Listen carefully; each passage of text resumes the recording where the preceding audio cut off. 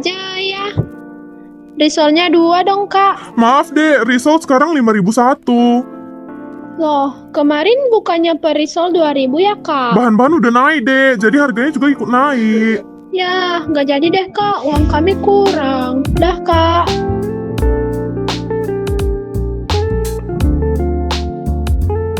Yorvel, kamu ngerasa nggak sih sekarang harga-harga barang mulai naik? Iya nih, harga segala kebutuhan naik. Itu karena inflasi, kenaikan harga barang dan jasa secara menyeluruh dan terjadi secara terus-menerus. Penyebabnya apa? Itu dua, karena cost push dan demand pull. Kalau demand pull, itu kenaikan harga barang karena permintaan naik, harga barang juga bakalan ikut naik karena stoknya terbatas. Tapi kalau cost push, itu dari sisi produsen, yang dimana ketika harga produsen itu naik, maka harga barang juga bakalan ikut naik. Berarti ujung-ujungnya yang rugi pembeli dong. Iya, dampaknya itu daya beli turun.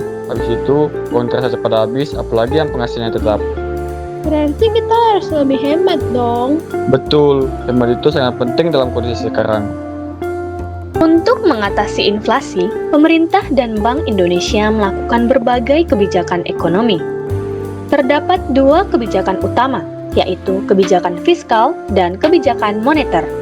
Kebijakan fiskal dilakukan pemerintah, misalnya dengan memberikan subsidi, bantuan sosial, atau mengatur pengeluaran dan pajak negara agar masyarakat tetap mampu memenuhi kebutuhan.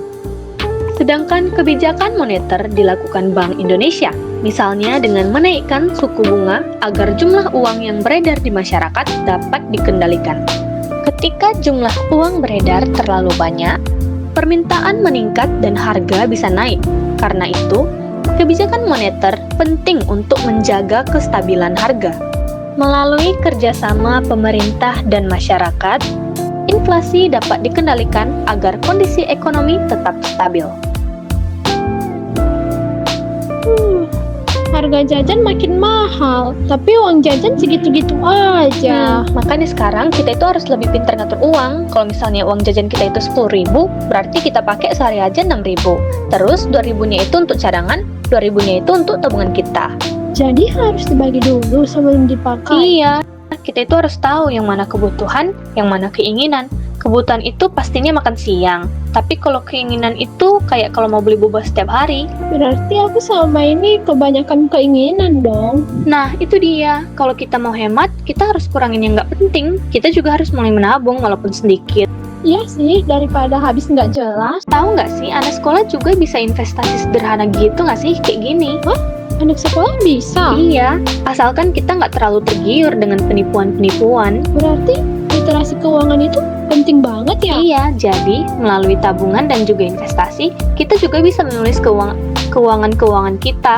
Jadi dari situ kita bisa tahu uang kita habisnya kemana. Wow, makasih ya Yol. Sekarang aku jadi lebih paham. Jadi punya uang itu bukan cuma sekedar kita bisa beli apa. Iya, tapi juga bagaimana kita peduli dengan orang lain yang sedang berada dalam kesusahan. Nah, itulah kasih di saat kita mau berbagi dan tidak memikirkan diri sendiri. Dan keadilan itu bukan berarti semua harus sama, tapi kita sadar jangan sampai kita berlebihan sementara orang lain berkekurangan.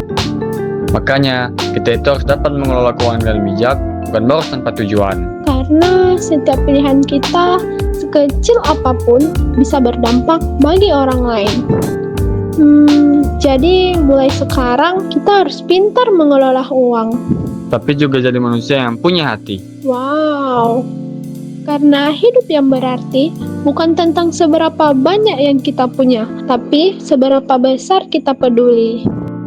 Inflasi memang membuat hidup jadi lebih menantang. Tapi kita tetap bisa menghadapinya dengan bijak dan bertanggung jawab. Mulai dari mengatur uang, menabung, dan membedakan kebutuhan dengan keinginan. Yuk jadi generasi muda yang cerdas finansial, peduli sesama, dan bijak menghadapi inflasi. Karena uang terbatas, pilihan harus cerdas. Setelah memahami inflasi, aku jadi sadar kalau selama ini aku sering membeli sesuatu hanya karena ingin ikut tren. Aku juga jadi belajar bahwa mengatur uang bukan berarti pelit, tapi belajar bertanggung jawab terhadap masa depan. Mulai sekarang, kami ingin membiasakan diri membuat anggaran, menabung, dan mengurangi pengeluaran tidak penting. Kami juga belajar bahwa di tengah kondisi ekonomi yang sulit, kita tetap bisa berbagi dan peduli terhadap sesama.